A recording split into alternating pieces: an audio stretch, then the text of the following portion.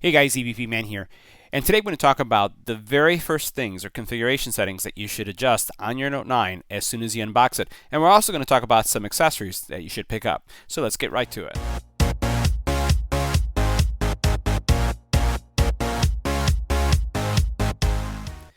Now, one of the things I like doing, in addition to having cases that I've already have ready that I've purchased and set aside for my Note or any device that I pick up, is making sure that I have a screen protector. So this is by far my favorite screen protector available on the market today. We just did a video on this, so it will be in the comment area, and there may be some cards that will show up. Make sure you get a screen protector that is going to protect your phone in the event that it gets scratched or damaged or you drop it. So right out of the box, get a protector, get a case.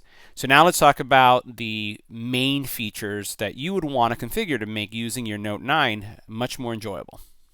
Make sure you hit the subscribe button and tap the little bell icon to get notified when new videos become available. So now the first tip for you is making sure that you enable the iris lock, and this is the smart unlock features for the phone, because it actually works very well and it's very fast. So let's go through that process.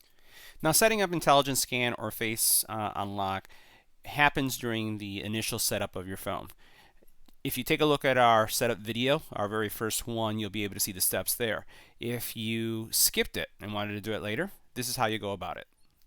So first, we'll swipe down and we're going to come into settings. Now what we'll do is we'll scroll up and we're going to look for biometrics and security. Once you go into biometrics and security, you'll notice that you do have your face and irises have been registered in my case, and you can see that these are set up. Now, intelligent scan is using a combination of two things.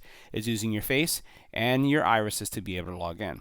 So let's go ahead and see how that process goes in. So what you would do is you choose intelligent scan. I'm going to type in my PIN, and then once you've accessed it, what you'll do is you'll choose intelligent scan to lock and unlock the phone. Now, what will happen is as soon as you grab your phone to unlock it, it will automatically unlock based on it scanning your face, and if it cannot find your face or recognize your face, it goes to your irises. So it uses both of those combinations. Let me show you how it works. Now, one feature that I recommend that you always have on is this feature here, Screen on Intelligent Scan. What this means is that as soon as you turn on your phone, it will automatically go into the intelligent scan, and it does it really fast. I find that it's actually faster than iPhone as it does the unlock. So what I'm going to do is I'm going to move over to the side, I'm going to turn off my phone, and then we'll use the screen unlock so you can see how it works. Alright, so my phone is off. I'm just going to position my face so it can see me, turn it on, and it's unlocked. That's how quickly it goes. Now we're going to stay in the settings area because these are a couple other of the areas that we're going to change. Now the next thing I like changing is the order of the buttons. Now depending on what phone you've used in the past, you may want to change the order so that you have the back button in a specific area, the home button in a specific area, and then your multitasking button in another. So let me show you how you do that. So I'm going to go into Nav, and then I'm going to choose Navigation Bar. And then here you have a couple options. So you can do the button layout, you can change the color if you like. So what I'm going to do is choose the button layout, and then notice how you can have either recent, home, or back, and you can see the order I have here. If I tap this, it goes backwards, or it switches things. Depending if you're coming from a Google phone or a non-Google phone like a True Pixel, which has the menus in a different order, you may want to switch this to the order preference that you like. I actually like it where the back button is here, because for me it's a little bit more natural, and the multitasking button is over here. Now another tip that's still tied with the navigation bar is the pressure sensitivity. So if you find that it's difficult, so since this phone has a virtual home, if you do find that it's difficult to, with the navigation bar to actually enable it, what you can do is you can actually change the sensitivity. You can make it lighter or stronger, and then what you can do is you can actually test it. So if I do a pressure test, I'll press and hold, and then it tells me or gives me the feedback as to if this is hard enough for me. This is really great, especially if you have someone in the family who is arthritic, someone who has difficulty really pressing hard and wants to be able to access their phone a lot easier, so you can adjust that. Now the next feature I really like, and this came in a couple of versions ago, but most of my friends and family don't know about it, is the device maintenance area. So in device maintenance, what you can do is see applications that are draining your battery, and this is a perfect moment for me to show you. Here I have an application that is really draining my battery, and you notice how I have the color orange is saying, do I want to fix it? So all you got to do is hit fix, and it's going to go through, identify the app that's taking up too much memory, or that has just it's just running. It's right now it's Google Photos, so I'm going to say fix it and hit OK, and it's going to go ahead and clean things up. Now, in this area, there's a lot of things that you can do. You could not only look at your battery and then adjust things. So here you're looking at power saving modes that you can set up. You can go into mid power saving mode, max power saving mode. And remember, the Note 9 has a massive battery, so you could really extend the battery even further. So if I choose this model here, the medium power mode, what it's going to do is it's going to extend my battery life, and it's going to do these things. It's going to automatically make some changes to either my processor by making it slower, or decreasing my brightness, or changing my resolution. If I choose max, again, what it's going to do is it's going to make a modification here and adjust things so that my experience is a little bit different. Now what I'm going to do is I'm going to unplug my charging base so we can see, since it's right now fast charging, what will happen. So right now the phone is going to estimate the battery life for me, as you can see there, and then as I'm going through, it will then adjust it accordingly based on each one of these settings. So let's go over here for a second now and take a look at another area in device maintenance, and this has to do with storage. Storage is a nice area because it gives you a sense of what you have stored, not only on your device, but it could go beyond that as well. So here it's showing you what you have available, and then if you tap in this area here, you can choose get more space, and if you choose to get more space, it's going to show you any kind of duplicate files that you have on your phone. Let's check it out. Now, as soon as you choose get more space, it's going to go through this analysis, and notice that it's finding files that are larger than 25 megabytes, and it says this is how many they are, and then it's found that I have duplicate files, and these are files on the phone that are on cloud or somewhere else. So I have 13 gig worth of files that are stored on my device and then possibly stored either on Google Cloud, Samsung Cloud, or some other cloud. So this is an opportunity for me to remove 13 gig worth of things. I also have unnecessary files. So if I go in here, it's going to show me, these are kind of some screenshots, some things that I can get rid of if I would like, and that will remove it. And it's pretty simple for you to kind of clean that up. You can look at your duplicate files as well. Now, the next thing that we're going to look at here is your memory.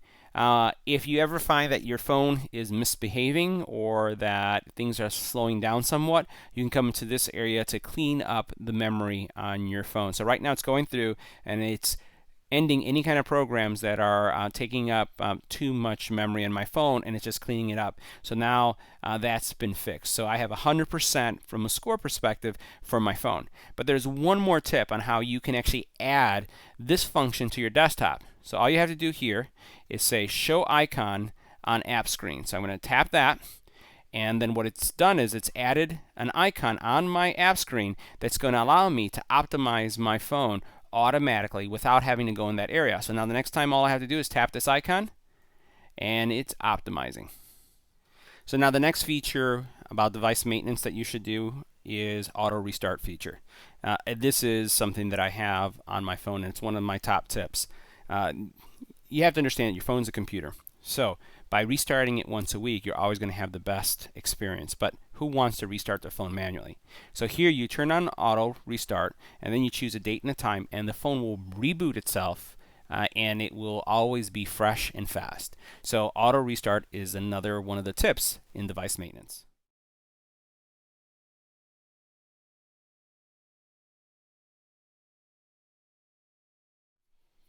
All right, so here's another tip for you. So when you bring this bar down, one of the things that you run into is that the actual slider for your brightness level is not there.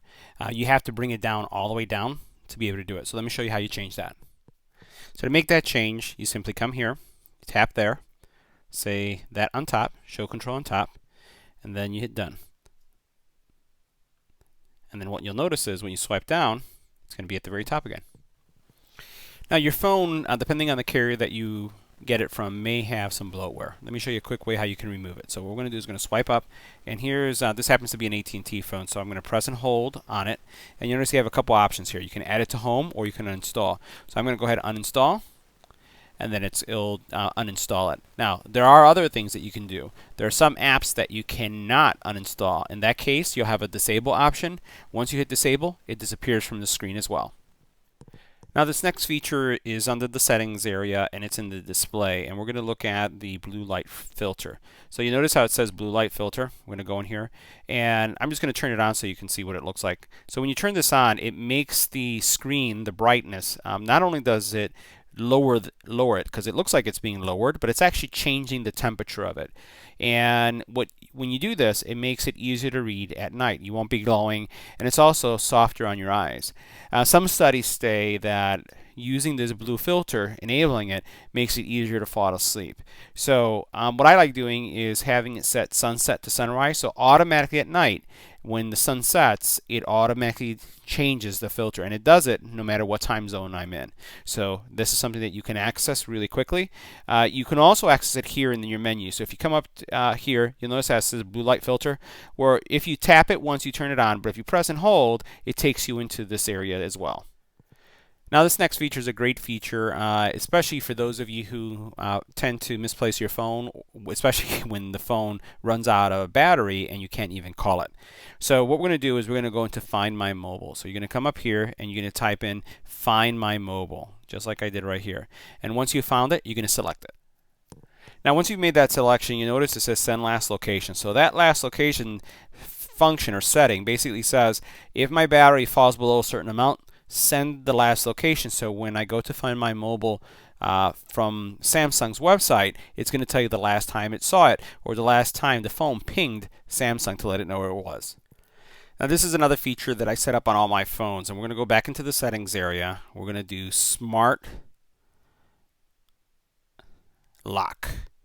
So the neat thing about the Smart Lock function, and we're going to go ahead and log into this, is that the smart lock function basically allows your device to remain in an unlocked state when certain conditions are taking place. So you can have it unlocked when it's on your body, when it's in a trusted place, or there's a trusted device, or set up for a voice match. I tend to use the trusted device, so you'll notice I have a Plantronics 5200 headset. So this means that if my headset is connected to the phone will remain unlocked. Now I can manually lock the phone. There's a little button that even if I have the headset on, it will stay locked. But this is great if you're going on a run and you have some headphones. This is great if you're in the car, and once it's connected to your car, you could basically add a device, and then it's going to look at all your Bluetooth devices, and then you could add it that way. Now, as soon as you add a Bluetooth device to your phone, it's going to ask you if you want to add it as a trusted device. So typically, if I have a watch, I make that a trusted device, my car is a trusted device, and my headphones or headsets or earbuds, whatever I have, are going to be trusted devices, so I don't have to unlock my phone. Now here's another nice feature. This is going to be one of the last ones I'm going to show you, and this is called Smart Stay. So we're going to type in Smart Stay in the search area right here. And the neat thing about Smart Stay is that regardless of the timing on your phone, the phone is going to remain open if you're looking at it. So let's say, for example, you're reading something, and as you're reading, you're not scrolling up and down, and your inactivity level for the phone is set really low, like it's a couple seconds. The phone will not turn off or lock up if you're looking at the phone. So the phone is watching you as you're watching it, and it keeps the screen on. Now the last feature I'm going to show you has to do with the lock screen. So we're going to go into it, and it's this area right here. I get a lot of friends that tell me, I want to shut down the always on, especially when I go at night. So what they do is they turn it off completely. Well, what they don't know, and after I speak to them, they learn about this, is that you can have your always on display set to a specific schedule. So you notice that I have mine set up to from 7 a.m. to 12 midnight. So it basically will just shut off and not be present when I do that. So you can come in here and you can make your adjustment and have your phone always on display turn off. I actually like the always on because I like seeing the time. I like seeing any kind of messages that come across. But definitely this is something that you can do, and there's a lot of other settings here that we're going to go through when we do our tips and tricks video. Now the very last feature that we're going to show you is a feature that takes advantage of the Note 9's now stereo speakers. So we're going to swipe twice down, and then I'm going to swipe over, and you'll notice that I have something here that's called Dolby Atmos. So what you'll want to do is tap that.